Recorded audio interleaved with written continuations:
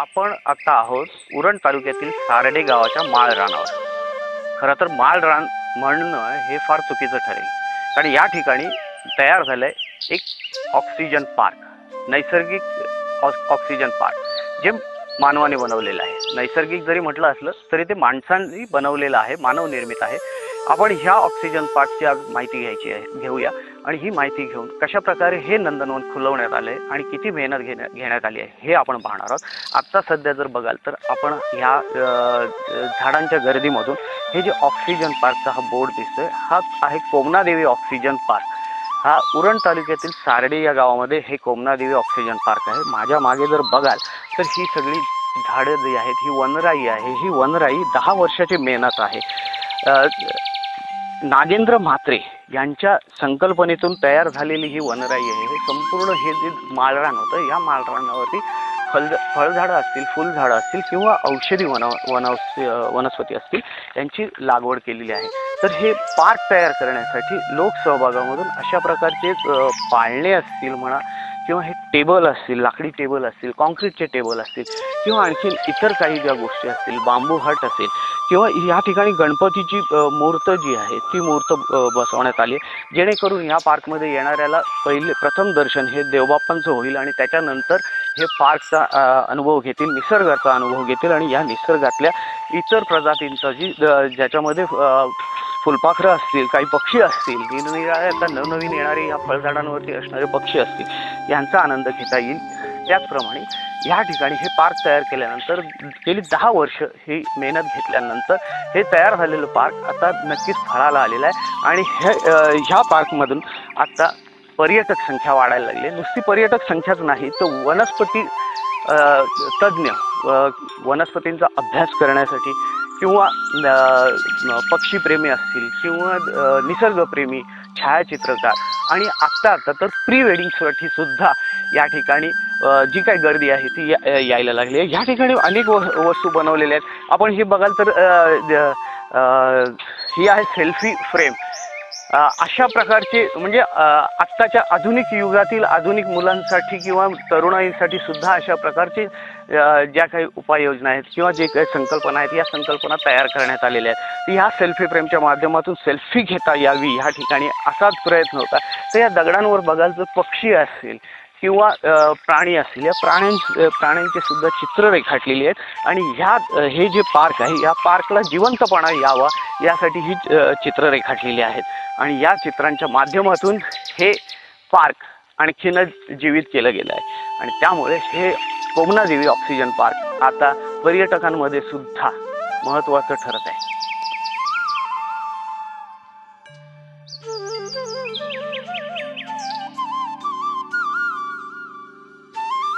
आज गेली 10 वर्ष ह्या संकल्पनेला सुरुवात झाली। प्रथमतः आम्ही म्हणजे अशा एवढ्या मोठ्या प्रमाणात करण्याचं काही आमचा मानोदय नव्हता, परंतु हे ओसाड माळावर आपण लागवड करावी आणि इथं थोडंसं वृक्ष लागवड व्हावी या उद्देशाने थोड्या प्रमाणात आमच्या मित्रमंडळींना सांगून त्यांच्या वाढदिवसानिमित्त एक झाड लावण्याचा प्रयत्न केला। परंतु जेव्हा म्हणजे लागवड करू लागलो त्यावेळी मात्र लोकांची जास्त प्रमाणात देण्याची वृत्ती निर्माण झाली। मग वाढदिवस म्हणा, कोणाच्या प्रित्यार्थ म्हणा किंवा लग्नाचा वाढदिवस म्हणा किंवा आपल्या मुलाच्या वाढदिवसानिमित्त काही असो, पण लोकांचे वृक्षदान म्हणा किंवा आर्थिक मदत देण्याची मोठ्या प्रमाणात सुरुवात झाली।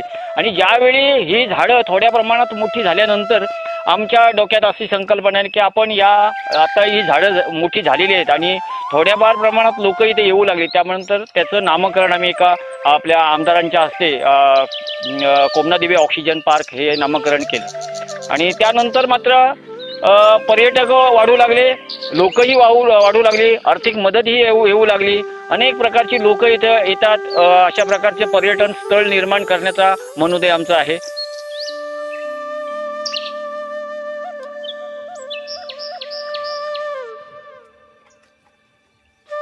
जवळजवळ ह्याला म्हणजे ऑक्सिजन पार्क तयार केल्यानंतर जवळजवळ 6 वर्ष झालीत म्हणजे ऑक्सिजन पार्क तयार करून.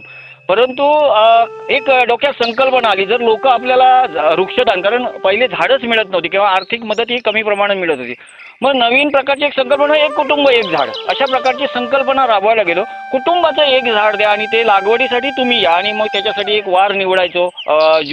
जुलैच्या नंतरचा एक वार असायचा आणि त्यावेळेला मोठ्या प्रमाणात लोक वृक्षदान करायला लागली. काही लोक आर्थिक ट्रान्सफर करून पैसे देऊ लागले, परंतु काही ज्या दिवशी लागवड असेल त्या दिवशी हातात झाडं घेऊन येणारी मंडळी निसर्गप्रेमी मोठ्या प्रमाणात लाभू लागले. एका म्हणजे इव्हेंटला 200, 150, 200 आणि तीही मोठ्या प्रमाणात लागवड, म्हणजे असं काही नाही की छोटी झाडं, म्हणजे एकदम नर्सरीमध्ये छोट्या प्रमाणात, मोठ्या प्रकारची म्हणजे 3-3 वर्षाची रोपं देऊ लागली. आणि मग त्याची लागवड करणं आम्हालाही सोपं केलं, त्याचं संगोपनही देखील सोपं केलं, कारण लहान रोपांचं संगोपन करणं हे खूप जिकरीचं काम आहे. परंतु जर मोठ्या प्रमाणात लागवड करा, आम्हीही सांगत होतो की जर एकच वृक्ष द्या, परंतु ते मोठ्या प्रमाणात द्या. आणि त्यानंतर अशा प्रकारचं दान वाढत गेलं. आणि आज जर तुम्ही पाहिलं असेल की अशा प्रकारची ही 10 वर्षातली वनराई आपल्या समोर फुललेली दिसते. त्याच्यामध्ये काही जर म्हणाल तर सीताफळी ना यावर्षी खूप सारी 3-4 झाडं सीताफळीचीच आहेत, परंतु सीताफळ आली. गेल्या वर्षी काजूला बऱ्याच प्रकारचा मोहर आला होता. बोरीची झाडं लागली, हे चाफे आहेत ते फुलू लागलेत. म्हणजे अशा प्रकारचं फळाला येऊ लागलं आहे हळूहळू.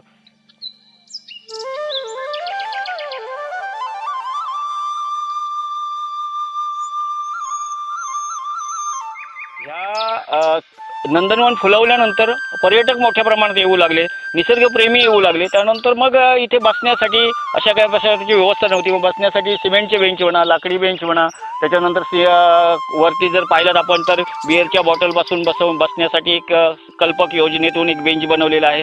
स्टीलचे बेंच असतील, त्यानंतर लहान मुलांना झुला असेल, अशा प्रकारचे वरती जॉगर्स ट्रॅक आहे. इथे जर पाहिलं तर सेल्फी पॉईंट आहे. त्याच्यानंतर अशा प्रकारच्या जर वरच्या बाजूला गेलात तर तुम्ही तर त्या साईडला एक बसण्यासाठी, म्हणजे पार्टीला जर आलात तर एकत्र ग्रुपनी बसतावे यासाठी थोडंसं लेवलिंग करून त्याच्या प्रकारचं बसण्याचा प्रयत्न केला आहे. त्याच्यानंतर गणपती बाप्पा तिथे विराजमान केलेला आहे. त्यानंतर एक बांबू हट आकर्षण असावं, आल्यानंतर काहीतरी वेगळं पाहायला मिळावं. त्याच्यानंतर जर पाहिला तर तिथे एक वेस्टेजपासून टायरपासून झुला बनवलेला. अशा प्रकारच्या नवीन संकल्पना तयार करण्याचा प्रयत्न करतोय आणि त्याच्यातून नक्कीच लोकसहभाग वाढत चालला आहे. लोकांचा आर्थिक मदत देण्याची दृष्टिकोन बदलला आहे. म्हणजे आपल्याला इथं दिल्यानंतर तो पैसा योग्य कारणी लागतो हे त्यांच्या लक्षात आलं आणि अशा प्रकारचे अनेक असंख्य म्हणावे लागतील दाते येऊ लागलेले आहेत.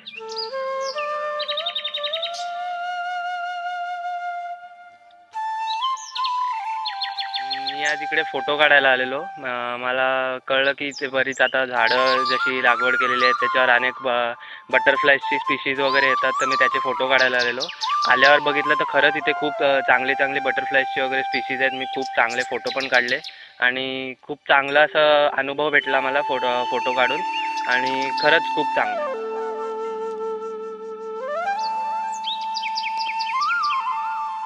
मैं यहाँ पे YouTube के सहारे पहुँचा और मैं एक टूरिस्ट के तौर पे आया था. यहाँ पे आके मैंने देखा कि यहाँ पे 10 साल से बहुत सारे झाड़ों का ध्यान रखा जा रहा है, अलग अलग झाड़ लगाए जा रहे हैं. और यहाँ पे आके मुझे बहुत ही अच्छा लगा क्योंकि मुझे ऐसा लगा कि मैं प्रकृति के बहुत ही पास पहुँच गया हूँ. और सही में यहाँ का लोगों का स्वभाव और यहाँ के लोगों का नेचर के प्रति प्यार बहुत ही ज़्यादा है और सभी लोगों को यहाँ पे आना चाहिए और नेचर के अच्छे के लिए अपना योगदान देना चाहिए.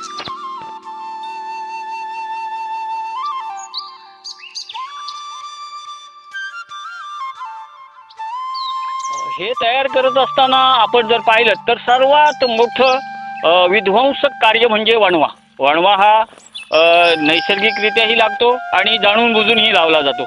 अशा प्रकारच्या वणव्यातून ही वनराई वाचवणं हे सर्वात मोठं जिकरीचं काम आहे.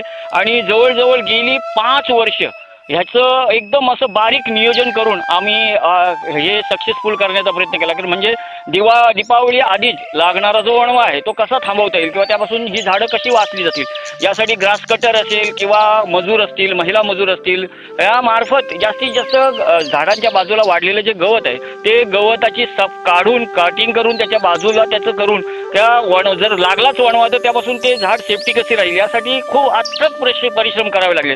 हे सर्वात मोठं काम आहे जे केलं पाहिजे आणि ते केलंय. त्यामुळेच आज ही जी वनराई आहे ती फुलवली गेलेली आहे आणि फुललेली आहे आणि ही पुढे ती फुलेल असा तील मात्र शंका नाही याच्यामध्ये.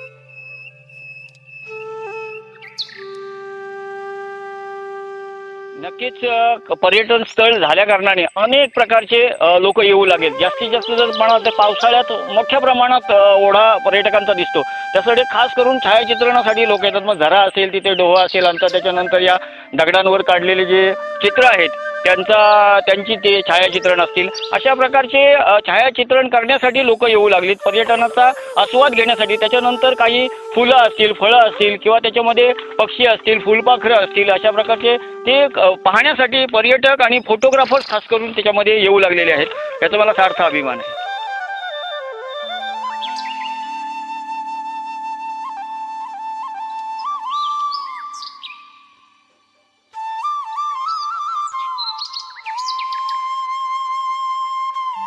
कोमनादेवी ऑक्सिजन पार्कची जी काय माहिती होती ती नागेंद्र म्हात्रे यांनी दिलीच आहे आणि त्यांच्याकडून आपण कोमनादेवी ऑक्सिजन पार्क ही संकल्पना कशी तयार झाली, पार्क कसं तयार झालं, त्याच्यासाठी काय मेहनत घ्यायला लागली, आत्ता त्याला प्रतिसाद कसा मिळतोय आणि पर्यटक कसे येत आहेत, पर्यटकांकडून कसा प्रतिसाद मिळतोय, या सर्वाची आपण माहिती घेतली. तर हे कोमनादेवी पार्क होतं. उरण तालुक्यातील सारडे ह्या एका छोट्या गावामध्ये तयार झालेली ही संकल्पना आज खूप मोठ्या प्रमाणात तयार झालेली निर्माण झाली आहे आणि ही जी संकल्पना आहे ही संकल्पना पाहण्यासाठी मोठ्या शहरातून सुद्धा नागरिक या ठिकाणी येत आहेत. तर अशा प्रकारच्या ज्या संकल्पना आहेत, निसर्ग तयार करण्यासाठीच्या ज्या संकल्पना आहेत, या संकल्पना प्रत्येक गावातून तयार व्हाव्यात आणि प्रत्येक गावामध्ये असा निसर्ग तयार व्हावा, जेणेकरून मोठ्या शहरातील लोक आपल्या खेड्यात येतील आणि खेड्यातील परंपरा, खेड्यातील निसर्ग आणि खेड्यामधील लोकांना जाणून घेतील. आणि त्यामुळे हे जे कोमनादेवी ऑक्सिजन पार्क आहे हे आत्ताच्या घडीला उरण तालुक्यासाठी आणि उरण साठी नव्हेच तर महाराष्ट्रासाठी सुद्धा महत्त्वाचं ठरत आहे. नागेंद्र म्हात्रे यांनी घेतलेली जी मेहनत आहे ती आत्ता फळाला येते आणि हीच अशा प्रकारची मेहनत ही सगळ्यांनी घ्यावी आणि प्रत्येकाने अशा प्रकारचा निसर्ग खुलवावा, निसर्ग मोठा करावा, जेणेकरून आपल्याला सुद्धा त्या निसर्गाचा फायदा होईल.